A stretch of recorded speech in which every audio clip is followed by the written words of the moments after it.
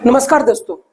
जैसा कि हम लोग जानते हैं कि हम अपने 80% कच्चे तेल की आपूर्ति विदेशों से करते हैं और जिसके लिए हम पहले मिडिल ईस्ट पर निर्भर थे और हम फिलहाल हम लोग रसिया से तेल परचेज कर रहे हैं।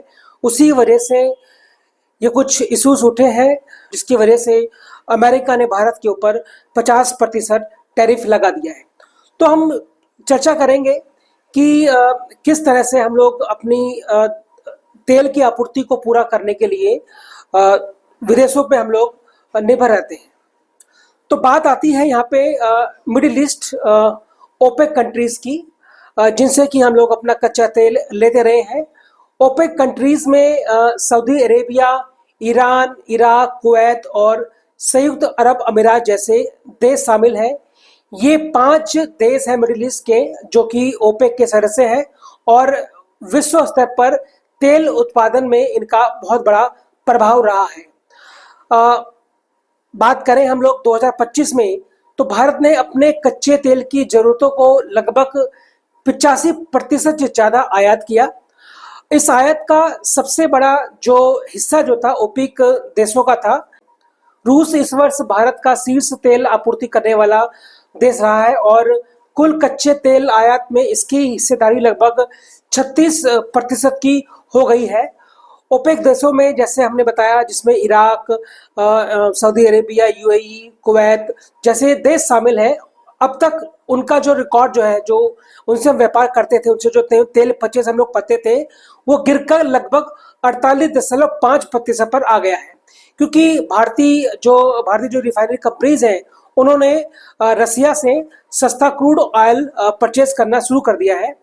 बात करें मार्च 2025 में, भारत ने लगभग 5.4 मिलियन बैरल प्रतिदिन जो है कच्चा तेल आयात किया। इसमें रूस के साथ साथ इराक से 17% और सऊदी अरेबिया से 11% आयात में दूसरे और तीसरे नंबर पर ये रहे हैं। ओपेक देशों के आयात में गिरावट के मुख्य कारण से हम लोग जानते हैं कि कीमतें रही हैं, भौगोलिक राजनीतिक प्रभाव रहे हैं, कूटनीतियां रही हैं।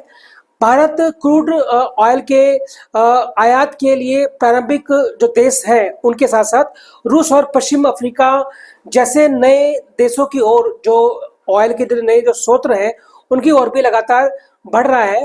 इस प्रकार हम कह सकते हैं कि 2025 में भारत अपने कुल आयात का लगभग आधा कच्चा तेल जो है ओपेक कंट्रीज से और लगभग 1/3 जो तेल है वो रूस से खरीद रहा है। भारत के जो टॉप जो ऑयल सप्लायर्स रहे हैं, रूस का उसमें स्थान सबसे ऊपर है।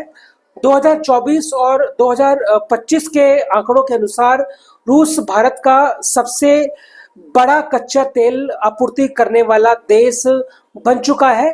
इसका हिस्सा भारत के कुल तेल के आयात में लगभग 33 से 40% के बीच में है।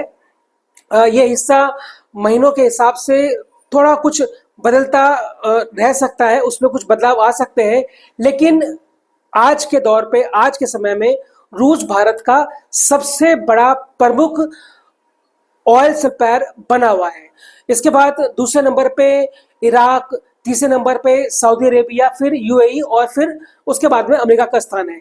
रूस के इस बढ़ते हिस्से का मुख्य कारण है जो रूस के और यूक्रेन के बीच और के बाद जो पश्चिम देशों के साथ में जो रूस के जो ऊर्जा के ऊपर प्रतिबंध लगाए गए, उससे जो है रूस द्वारा भारतीय रिफाइनरियों को रियायती दरों पे उन्होंने जो है अपना कच्चा तेल उपलब्ध कराना शुरू किया। भारत भी उन्हीं देशों में आ गया जो कि रियायती दरों पे रसिया से कच्चा तेल खरीदना उसने शुरू कर दिया।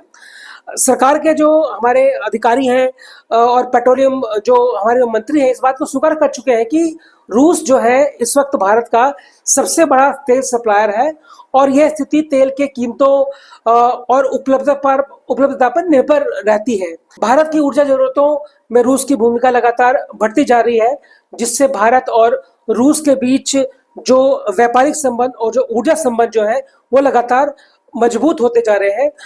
अगर हम संक्षेप में कहें तो भारत के तेल सप्लायर्स में रूस आज शीर्ष स्थान पर खड़ा है और भारत की कुल तेल आपूर्ति का सबसे बड़ा स्रोत आज रूस ही है। और जिसका कह सकते हैं कि एक प्रभाव हमें ये देखने को मिल रहा है कि रसिया को सामने रख करके, रसिया के कारणों को सामने रख करके, रसिया और यूक्रेन के कारणों को सामने रख करके अमेरिका आज हमारे ऊपर 50% का टैरिफ लगा रहा है।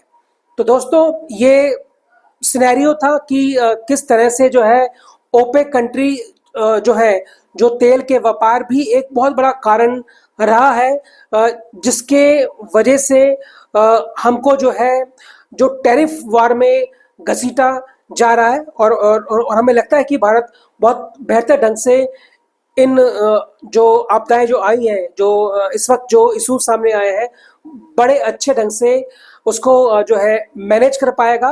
भारत ने कोविड के टाइम पे बड़े मजबूती के साथ में इस भयंकर कोविड को झेला है। तो मुझे लगता है कि ये टैरिफ जैसी चीजें कोई बड़ी बात भारत के लिए नहीं है।